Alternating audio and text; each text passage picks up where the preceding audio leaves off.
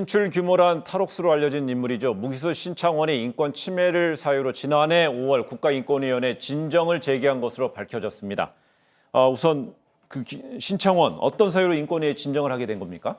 말씀하신 것처럼 신출 규모란 탈옥수입니다. 네. 한번 탈옥을 한 전력이 있기 때문에 이 사람은 일반 수감자와 똑같이 대우를 할 수는 없겠죠. 그래서 지금 99년도에 다시 수감이 된 이후로 독방에서 생활을 하고 있고요. 지금 독방인데 굉장히 좀 좁은 독방이고 CCTV를 통해서 모든 생활이 지금 보여지고 있는 그런 상황입니다. 그런데 뭐 화장실이라고 해서 차폐 시설이 정확하게 있는 것은 아니고 그냥 CCTV를 통해서 거실에 있는 CCTV를 통해서 용변을 보는 모습까지도 보일 수 있는 그런 상황이라는 것이죠. 이렇게 20년간 생활을 하다 보니까 이것은 나의 개인의 사생활의 자유를 지금 침해를 하고 있는 것이다.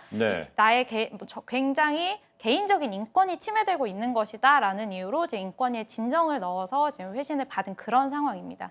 신창원이라는 이름이 낯선 시청자분도 계실 것 같습니다. 아마 30대 후반 이상 연령대인 분들은 탈옥수 신창원 하면 다 기억하고 계실 거예요. 그러니까 무기수로 복역하던 중에 1997년도에 그 교도소 환기구 쇠창살을 끊고 크기가 한 가로 세로 30cm 정도밖에 안 돼요. 그 구멍으로 도망을 간 겁니다. 그리고 난 다음에 안 잡힌 거예요. 무려 2년 6개월 동안 도망을 다녔는데요. 그 안 다니는 동안, 못 잡는 동안에 얼마나 신출 규모란지 계속 변복을 하고 변장을 했기 때문에 몽타주가 한 30개 정도 됐다고 하고요. 그리고 무술 실력도 굉장히 뛰어났다고 하는데 무술 경관들이라고 해서 경찰들도 굉장히 무술 잘하잖아요. 뭐 태권도 단 몇 단이다, 뭐 유도 몇 단이다 이런 경찰들도 격투기를 벌여서 그 경찰들하고도 격투기를 벌이다 도망가는 안 붙잡히는 그 정도로 신출 규모에서 많은 사람들한테 관심을 모으기도 했었습니다.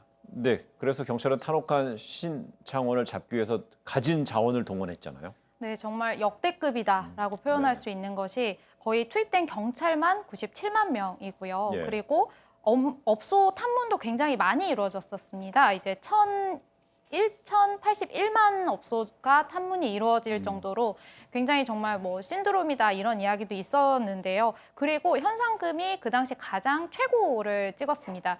처음에는 이제 1,000만 원으로 시작을 했다가 2년 6개월을 도피 생활을 했기 때문에 그 사이에 이제 5천만 원까지 올라갔고요. 경찰에서 건 것만 지금 5천만 원이었고 이후에 검찰은 500만 원을 또 추가로 걸기도 했습니다. 이게 지금 현재로 바꿔서 생각을 해봤을 때는 뭐 어떻게 계산을 하냐에 따라서 뭐 8천만 원이다 혹은 뭐 2억이 넘는다라는 평가도 이루어지고 있을 정도로 당시에 정말 많은 경찰들이 수색을 했음에도 불구하고 2년 6개월 동안 도피 생활을 했었는데 이게 잡힌 과정도 굉장히 영화와 같이 극적입니다. 이 지금 신창원이 도주를 했는데 지금 동거녀와 함께 지내고 있었거든요. 근데 지금 그 지역에 가스 수리공이 들어갔는데 신창원을 본 거예요. 그런데 이게 신창원 같은데 라고 해서 이상하다 다시 한번 확인을 해봐야겠다라고 해서 또 들어가서 봤다고 하거든요. 그리고 인근 부동산에 가서 이 집의 계약자가 누구냐 이 부분까지 확인을 했다라고 합니다. 그런데 이제 계약자는 동거녀였는데 굉장히 이상하게도 계약을 하고 바로 입주를 했다라는 부분은 뭔가 이상하다라고 생각을 해서 당시에 무슨 수리공이 뭐 탐정 아니냐라는 이야기까지 있었다라고 하는데요. 막상 또 잡혔을 때는 좀 담담했다라고 합니다. 그렇게 2년 6개월의 도피 생활 끝에 다시 잡혔던 그런 인물입니다. 좀 전에 이야기 중에 나왔던 신창원 신드롬이라는 얘기가 있었는데 신드롬은 어떤 부분까지 이어졌습니까? 범죄자로서 인터넷 팬카페가 생긴 사람이 아마 신창원이 처음이 아닐까 싶어요. 그러니까 의적이라고 하는 소문이 돌았어요. 근데 실제로는 그렇지 않았고요. 강도치사죄로 구속이 됐던 거였거든요. 그것 때문에 무기수 복역을 하고 있는 상황이었고요. 그리고 도주하는 과정에서 장애인 시설이라든가 그리고 소년 가장에게 기부를 하는 일도 실제로 있기는 했어요. 근데 그것 때문에 진짜 의적 아니냐 이런 소문이 돌기도 했었고요. 그리고 무엇보다도 신창원이 검거될 당시에 옷이 굉장히 특이했어요. 무지개 셔츠 같은 걸 입고 있었는데 그 옷이 과연 뭐냐 이거에 대한 관심이 굉장히 높았었는데 이탈리아 뭐 명품이다라는 말이 있었지만 모조품이었다고 합니다. 알겠습니다. 일각에서는 이제 미화하는 시각도 있었지만 범죄자에 대한 미화에 대한 시각은 뭐 잘못된 것이라는 게 뭐 다수의 평가였고요.